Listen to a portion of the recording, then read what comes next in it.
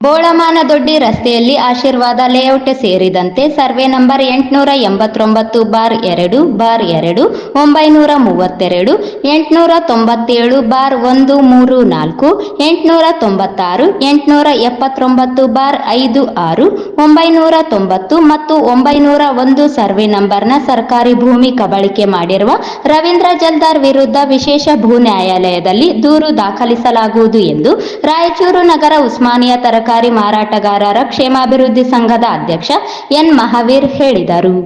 ನಗರದ ಪತ್ರಿಕಾ ಭವನದಲ್ಲಿ ಸುದ್ದಿಗೋಷ್ಠಿಯಲ್ಲಿ ಮಾತನಾಡಿ, ನಗರದ ಬೋಳಮಾನದೊಡ್ಡಿ ರಸ್ತೆಯಲ್ಲಿ ಆಶೀರ್ವಾದ ಲೇಔಟ್ ಪ್ರಕರಣಕ್ಕೆ ತೀರ್ಪು ನೀಡಿದ ಜಿಲ್ಲಾ ಸತ್ರ ನ್ಯಾಯಾಧೀಶರ ಕ್ರಮ ಸ್ವಾಗತಿಸಲಾಗುವುದು ಎಂದರು.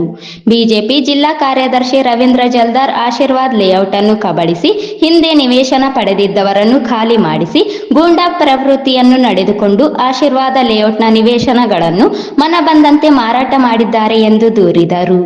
ಈ ಹಿಂದೆ ಪಡೆದಿರುವ ನಿವೇಶನದಾರರಿಗೆ ಮೋಸ ಮಾಡಿದ ರವೀಂದ್ರ ಜಲ್ದಾರ್ ಅವರು ವಂಚನೆ ಮತ್ತು ಕಾನೂನು ಬಾಹಿರ ಕೆಲಸಗಳನ್ನು ಮಾಡಿದ್ದಾರೆ. ಆಶೀರ್ವಾದ ಲೇಔಟ್ನಲ್ಲಿ ಇನ್ನೂ ಅನೇಕ ಜನರು ನಿವೇಶನ ಕಳೆದುಕೊಂಡವರಿಗೆ ನ್ಯಾಯ ಒದಗಿಸಿಕೊಡಬೇಕಾಗಿದೆ ಎಂದರು. ಬೋಳಮಾನದೊಡ್ಡಿ ರಸ್ತೆಯಲ್ಲಿ ಬರುವ ಆಶೀರ್ವಾದ ಲೇಔಟ್ ಸೇರಿದಂತೆ ಸರ್ವೆ ನಂಬರ್ 20 889/2/2 932 897/134 896 879/5/6 990 ಮತ್ತು 901 ಭೂಮಿಯನ್ನು ರವೀಂದ್ರ ಜಲ್ದಾರ್ ಕಬಳಿಕೆ ಮಾಡಿದ್ದು ವಿಶೇಷ ಭೂ ನ್ಯಾಯಾಲಯದ ಮಂಡಳಿ ಬೆಂಗಳೂರಿನಲ್ಲಿ ಇವರ ವಿರುದ್ಧ ದೂರು ದಾಖಲಿಸಲಾಗುವುದು ಎಂದು ತಿಳಿಸಿದರು.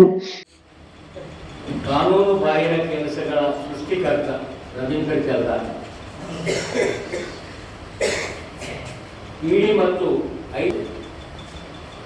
ಯಾಕೆ ಬೇಸರ ಬಂದಿದೆ ಅಂತ ಹೇಳಿದ್ರೆ, ಅವರು ಏನಾದರೂ ಹಣ ವರ್ಗಾವಣೆ ಮಾಡಿದ್ದಾರಾ ರವೀಂದ್ರ ಜಲ್ದಾರ್, ಅದರ ಒಂದು ಏನಂತಂದ್ರೆ ಒಂದು ಪ್ರತಿಗಳಾಗಿ ಅವರು ಆಗಿ ಅವರು ಎಲ್ಲಿ ಹಣ ವರ್ಗಾವಣೆ ಮಾಡಿದ್ದಾರೆ, ಏನೇನು ಮಾಡಿದ್ದಾರೆ ಅವು ತಂದುಕೊಡ್ರಿ. ಇದು ಬೇರೆ ಬೇರೆ ರೀತಿಯ ಏನಂತಂದ್ರೆ ಅವರು ದಾಖಲೆಗಳು ಕೇಳ್ತಾ ಇದ್ದಾರೆ. ಹಾಗಾಗಿ ಏನಂತಂದ್ರೆ ಸ್ವಲ್ಪ ನಮಗೂ ಕೂಡ ಬೇಸರ ಆಗಿದೆ. ಸ್ವಾಮಿ, ಫಸ್ಟ್ ಟೈಮ್ ಏನಂತಂದ್ರೆ ನಾವು ಸುಮಾರು 2 ವರ್ಷ ಸಮೀಪಿಸ್ತಾ ಇದೆ ಅವ್ರ ವಿರುದ್ಧ ಏನಂತಂದ್ರೆ ನಾವು ಐಟಿ ಮತ್ತು ಇಡಿ ಅಧಿಕಾರಿಗಳು ಸ್ವತಃ ಏನಂತಂದ್ರೆ ಅವರು ತಮ್ಮ ಕಾರಿನಲ್ಲಿ ನನ್ನ ಕುಂದಿರಿಸಿಕೊಂಡು ಹೋಗಿ ಅವರ ಆಸ್ತಿ ಎಲ್ಲೆಲ್ಲಿದೆ, ಅವ್ರ ಮನೆ ಎಲ್ಲಿದೆ ಅಂತೇಳಿ ನನ್ನ ಕರ್ಕೊಂಡು ಹೋಗಿ ಏನಂತಂದ್ರೆ ಎಲ್ಲ ಏನಂತಂದ್ರೆ ವಿಚಾರಣೆ ಮಾಡಿದ್ರು, ಏನೇನು ಮಾಡಿದ್ದಾರೆ ಏನೇನಿಲ್ಲ ಅಂತೇಳಿ. ಆಯ್ತು, ನನ್ನ ಮೇಲಾಧಿಕಾರಿಗಳಿಗೆ ಪತ್ರ ಬರೆದು ಇಲ್ಲ ಏನಂತಂದ್ರೆ ನಾನು ಮೊಬೈಲ್ ಫೋನ್ ಮುಖಾಂತರ ಮಾತಾಡಿ ಇದಕ್ಕೆ ಏನಾದ್ರು ಶಿಕ್ಷೆ ಕೊಡೋ ಹಾಗೆ ಅಥವಾ ನೀವು ಏನಾದರೂ ಮುಂದೆ ಏನಂದ್ರೆ ಕೋರ್ಟ್ಗೆ ಹೋದ್ರೆ ಏನಂತಂದ್ರೆ ನಿಮ್ಗೆ ಅನುಕೂಲವಾದ ರೀತಿಯಲ್ಲಿ ಏನಂತಂದ್ರೆ ನಾನು ಸಹಾಯ ಮಾಡ್ತೀನಿ ಅಂತ ಹೇಳಿದ್ರು ಐಟಿ ಅಧಿಕಾರಿಗಳು. ಅದು ಇದುವರೆಗೆ ಏನಂತಂದ್ರೆ ಮಾಡಲಿಲ್ಲ. ಹಾಗಾಗಿ ಬಹಳ ಬೇಸರ ಬರ್ತಾ ಇದೆ. ಇನ್ನು ಆಶೀರ್ವಾದ ಲೇಔಟ್, ಇದು ಹಿಂದೆ ಏನಂತಂದ್ರೆ ಆಶೀರ್ವಾದ ಲೇಔಟ್ ಅಂತ ಹೇಳಿತ್ತು. ಆ ಒಂದು ಭೂ ಕಬಳಿಕೆ ಮಾಡಿರ್ತಕ್ಕಂಥ ಕೀರ್ತಿ ಏನಂತಂದ್ರೆ ಇವರು ರವೀಂದ್ರ ಜಲ್ದಾರ್ ಹೇಳ್ತಾರೆ. ಮನೆ ಏನಂತಂದ್ರೆ ಜಿಲ್ಲಾ ಸತ್ರ ಪ್ರಧಾನ ನ್ಯಾಯಾಧೀಶರು ಒಂದು ತೀರ್ಪು ನೀಡಿದ್ದಾರೆ. ಅಲ್ಲಿ ಸುಮಾರು ಒಂದು 18 ಮಂದಿಗೆ ಏನಂತಂದ್ರೆ ನಿವೇಶನ ವಾಪಸ್ ಕೊಡಬೇಕು. ಯಾಕಂತಂದ್ರೆ ಅವರು ಹಿಂದೆ ಕಬಳಿಕೆ ಮಾಡಿಕೊಂಡು ತಾನೇ ಏನಂತಂದ್ರೆ ಲೇಔಟ್ ನ ಎಲ್ಲ ಏನಂತಂದ್ರೆ ನಿವೇಶನ ಮಾರಾಟ ಮಾಡೋದು ಈ ರೀತಿ ಏನಂತಂದ್ರೆ ಜಲ್ದಾರ್ ಅವರು ಮಾಡಿದ್ದಾರೆ. ಇದು ಏನಂತಂದ್ರೆ ಮೊನ್ನೆ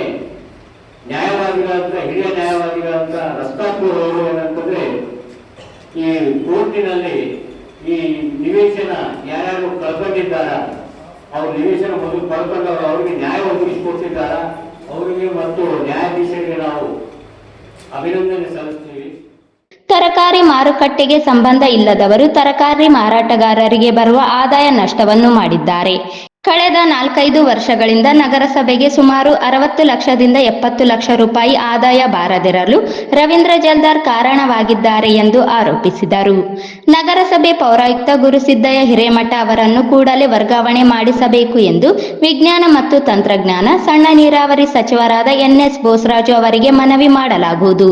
ಸರಿಯಾಗಿ ಪೌರಾಯುಕ್ತರು ನಗರಸಭೆ ಕಚೇರಿಗೆ ಬರುವುದಿಲ್ಲ. ಕಳೆದ ವರ್ಷ ಮತ್ತು ಈ ವರ್ಷದ ಆದಾಯಕ್ಕೆ ನಷ್ಟವನ್ನು ಉಂಟು ಮಾಡಿದ್ದಾರೆ. ನಗರಸಭೆ ಪೌರಾಯುಕ್ತರಿಂದ ಯಾವುದೇ ಕೆಲಸಗಳು ಆಗುತ್ತಿಲ್ಲ. ಇಂತಹ ನಗರಸಭೆ ಪೌರಾಯುಕ್ತರು ನಮಗೆ ಬೇಡವೆಂದರು.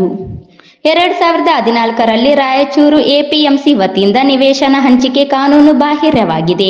ಈ ಕಾನೂನು ಬಾಹಿರವಾಗಿರುವ ನಿವೇಶನಗಳನ್ನು ರದ್ದುಪಡಿಸಿ ನಿವೇಶನ ವಂಚಿತರಿಗೆ ನ್ಯಾಯವನ್ನು ಒದಗಿಸಿಕೊಡಲು ಮಾನ್ಯ ನಿರ್ದೇಶಕರು ಕೃಷಿ ಉತ್ಪನ್ನ ಮಾರುಕಟ್ಟೆ ಸಮಿತಿ ಮಂಡಳಿಗೆ ಮನವಿ ಮಾಡಲಾಗುತ್ತದೆ ಎಂದರು. ಎಪಿಎಂಸಿಯ ನಿಯಮ ಮತ್ತು ಷರತ್ತುಗಳನ್ನು ಉಲ್ಲಂಘಿಸಿ ನಿವೇಶನ ಪಡೆದುಕೊಂಡ ವಿಧಾನ ಪರಿಷತ್ ಸದಸ್ಯ ಎ. ವಸಂತಕುಮಾರ್, ರಾಯಪ್ಪ ನಾಯಕ ಮಗ ಚೇತನ್ ನಾಯಕ, ಅನೇಕ ಮತ್ತು ವ್ಯಾಪಾರಸ್ಥರಲ್ಲದವರು ನಿವೇಶನ ಪಡೆದುಕೊಂಡಿದ್ದಾರೆ.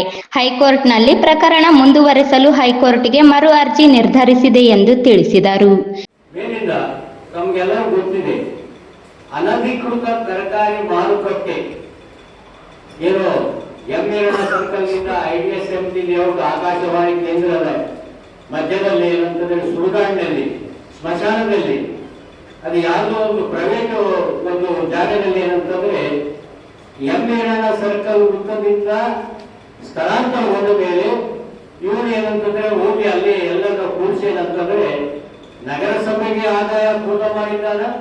ಮೇಲಿಂದ ಏನಂತಂದ್ರೆ ಸಾರ್ವಜನಿಕರಿಗೆ ತೊಂದರೆ ಆಗುವ ರೀತಿಯಲ್ಲಿ ಏನಂತಂದ್ರೆ ಅಲ್ಲಿ ಎಲ್ಲ ಅಸ್ವಚ್ಛತೆ ಮಾಲಿನ್ಯ ಏನಂತಂದ್ರೆ ಅಸ್ವಚ್ಛತೆ ಇದೆ. ಹಾಗಾಗಿ ಏನಂತಂದ್ರೆ ಅದನ್ನ ತೆರವುಗೊಳಿಸಿದೆ ಅಂತ ಹೇಳಿ ನಾವು ಅನೇಕ ಸಲ ಪತ್ರಿಕಾಗೋಷ್ಠಿ ಮಾಡಿದ್ದೀವಿ. ಒಬ್ಬ ಪ್ರಾಮಾಣಿಕ ಪೌರಾಯುಕ್ತ ಅಂತ ಹೇಳ್ತಾರ. ಇವರು ಪ್ರಾಮಾಣಿಕ ಯಾವ ಕೆಲಸ ಮಾಡಿದ್ದಾರೆ ಪ್ರಾಮಾಣಿಕವಾಗಿ ನಾವು ಏನ್ ಕೇಳ್ತಾ ಇದ್ದೀವಿ ಅದು ಪ್ರಾಮಾಣಿಕವಾಗಿ ಮಾಡಿದ್ದಾನ. ಯಾಕೆ ಬಿಟ್ಟು 2024-25 ಟೆಂಡರ್ ಯಾಕೆ ರದ್ದುಪಡಿಸಿದ್ರಿ ನೀವು? ಈ ಗುರುಸಿದ್ದಯ್ಯ ಏನಂತಂದ್ರೆ ಮಹಾ ಭ್ರಷ್ಟಾಚಾರಿ, ದೊಡ್ಡ ಭ್ರಷ್ಟಾಚಾರಿ. ಹೊರವಾಗಿ ಏನಂತಂದ್ರೆ ಅಡ್ಜಸ್ಟ್ಮೆಂಟ್ ಮಾಡಿಕೊಂಡು ಎಲ್ಲ ಏನಂತಂದ್ರೆ ತಾವು ನೋಡಬಹುದು ಸಮಯಕ್ಕೆ ಸರಿಯಾಗಿ ಏನಂತಂದ್ರೆ ಆಫೀಸಿಗೆ ಬರೋದಿಲ್ಲ. ನಾವು ಏನ್ ಕೇಳ್ತು ಅದಕ್ಕೆ ಏನಂತಂದ್ರೆ ಒಂದು ನೆಗ್ಲೆಕ್ಟ್ ತರ ಏನಂತಂದ್ರೆ ಉತ್ತರ ಕೊಡ್ತಾರ. ಕೊಟ್ಟು ಏನಂತಂದ್ರೆ ಮತ್ತೆ ಏನಂದ್ರೆ ಇವರು ಕಂಟಿನ್ಯೂ ಆಗಿ ಬರ್ತಾರ ಅಂತ ಹೇಳಿ ಆಫೀಸಿಗೆ ಬರೋದೇ ಬಂದ್ ಮಾಡಿಬಿಟ್ಟಿದ್ದಾರೆ. ಇವರು ಗುರುಸಿದ್ದಯ್ಯನವ್ರಿಗೆ ಏನಂತಂದ್ರೆ ಕೃಪಾ ಕಟಾಕ್ಷ ನಮ್ಮ NS ಬೋಸರಾಜ್ ಮತ್ತು ರವಿ ಬೋಸರಾಜ್ ಅವರ ಏನಂದ್ರೆ ಕೃಪಾ ಕಟಾಕ್ಷ ಇವರಿಗೆ ಆಶೀರ್ವಾದ ಮಾಡ್ತಾ ಇದ್ದಾರೆ ಇಲ್ಲೇ ಇರ್ಬೇಕಂತೆ. ಇಂಥ ಒಂದು ನಾಲಾಯಕ ಪೌರಾಯುಕ್ತರನ್ನ ಏನಂತಂದ್ರೆ ಇಲ್ಲಿ ಮುಂದುವರಿಸಿಕೊಂಡು ಹೋಗಿದ್ದಾರ. ಯಾವ ಕೆಲಸಗಳು ಆಗ್ತಾ ಇಲ್ಲ. ಏನಾದ್ರೂ ಸಣ್ಣ ಪುಟ್ಟ ಕೆಲಸಗಳು ಆಗ್ತಾ ಇಲ್ಲ ಅಂತಂದ್ರೆ ಅದೆಲ್ಲ ನಿಮ್ಮಿಂದ. ನಿಜವಾಗಿ ಹೇಳ್ತೀನಿ, ಇಲ್ಲಿರ್ತಕ್ಕಂಥ ಪತ್ರಕರ್ತರು, ಸಂಪಾದಕರು, ವರದಿಗಾರರು ಒಂದಿಲ್ಲ ಒಂದು ಸುದ್ದಿ ಏನಂತಂದ್ರೆ ಮಾಡ್ತಾ ಇದ್ದಾರೆ. ಈ ಸಂದರ್ಭದಲ್ಲಿ ಪ್ರಭು ನಾಯಕ, ಬಸವರಾಜ್, ಉದಯ್ ಕುಮಾರ್, ಈರೇಶ್ ಸೇರಿದಂತೆ ಅನೇಕರಿದ್ದರು.